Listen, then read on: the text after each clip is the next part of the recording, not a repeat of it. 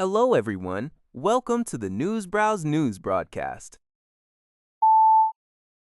According to City News Everywhere, Canadians have claimed more than $122 million in federal subsidies for new electric vehicles since Ottawa relaunched its rebate program in February. However, many car dealerships report significant delays in receiving their reimbursements, with some waiting for over $200. Transport Canada, which published the database for the new Electric Vehicles Affordability Program, EVAP, on Tuesday, acknowledges a technical glitch preventing a dollar breakdown per claim but confirmed the total claims. The Canadian Auto Dealers Association highlights severe cash flow problems for dealers who advance these funds, noting rejected claims due to minor administrative errors with no appeal process. The government states it's addressing these concerns. The $227.5 billion program, set to last up to 5 years, offers up to $5,000 for EVs and $2,500 for plug-in hybrids.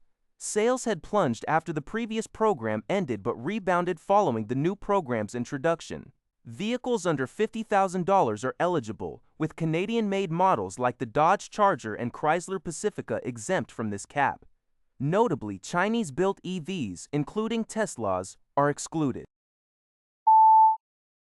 A global news report indicates that paramedics across Canada are experiencing a concerning surge in violence, which is severely affecting their mental well-being, leading to staffing shortages and jeopardizing the quality of patient care.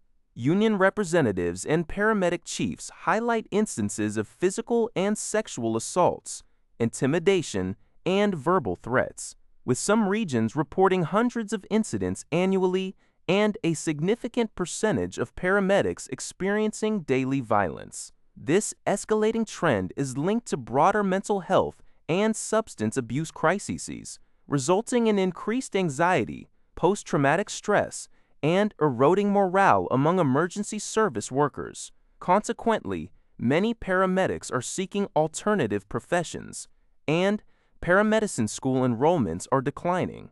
While employers emphasize zero-tolerance policies, calls are growing for stronger legislative measures, such as amending the criminal code to consider assault against first responders as an aggravating circumstance. Beyond reactive legal changes, advocates also stress the critical need for proactive solutions, including enhanced mental health supports, addiction treatment, and prevention programs, requiring substantial financial backing and collaborative government efforts. Laurentian Bank of Canada, the bank, reported a net loss of $20.6 million, or a diluted loss per share of 0.50 for the second quarter of 2026. This compares to a net income of $32.3 million in the same period last year. The reported results were significantly impacted by $58.8 million, $43.2 million after income taxes, in adjusting items primarily linked to the strategic transactions announced on December 20, 2025. On an adjusted basis, net income was $22.6 million, down from $34.0 million year-over-year. For the 6 months ended April 30th, 2026, the bank recorded a net loss of $41.1 million. CEO Eric Provost expressed confidence in closing these transactions with Fairstone Bank and National Bank by late 2026, as the Competition Bureau has already granted its approval. The syndicated loan transaction with National Bank was completed on February 17, 2026, resulting in a $22.5 million net loss for the quarter. Total revenue decreased by $28.9 million to $213.7 million, largely due to lower other income despite a slight increase in net interest income. Non-interest expenses rose by $35 million to $21 by $5 million, driven by impairment and restructuring charges related to the bank's exit from retail and SME banking and transaction costs.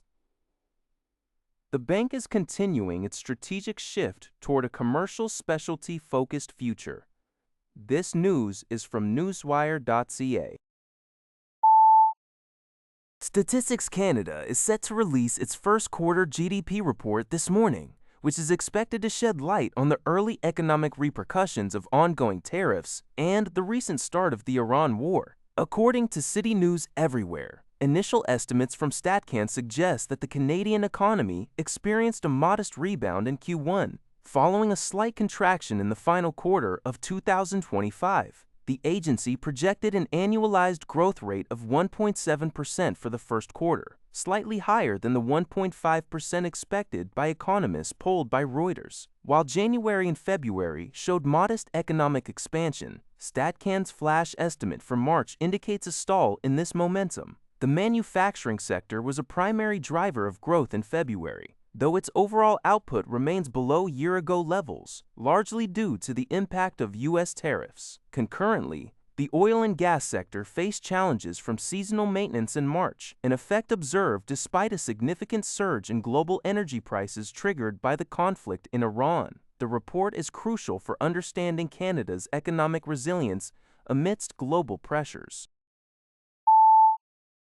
According to CTV News, a new petition titled "Keep Your Word, Doug," launched by Toronto Catholic District School Board (TCDSB) trustee Maria Rizzo, has garnered over 600 signatures in 24 hours. The petition urges Ontario Premier Doug Ford to reverse sudden cuts to the TCDSB's 50-year-old international language program. This move is part of broader cuts aimed at reducing the board's deficit and complies with new ministry requirements for daily instructional time. Trustee Rizzo expressed her heartbreak and disgust, highlighting that over 19,000 students from junior kindergarten to grade 10 rely on this program, which offers languages like Italian, Portuguese, Mandarin, Spanish, and Ukrainian. Furthermore, 77 instructors are set to lose their jobs. Val Di Gregorio, president of CUP Local 3155, criticized the very unprofessional rollout, noting that many older instructors face unemployment. The program will transition to Saturdays, but concerns exist about the quality of learning in combined grade classes described as a babysitting service. That's all for this video. Thank you for watching. See you in the next video.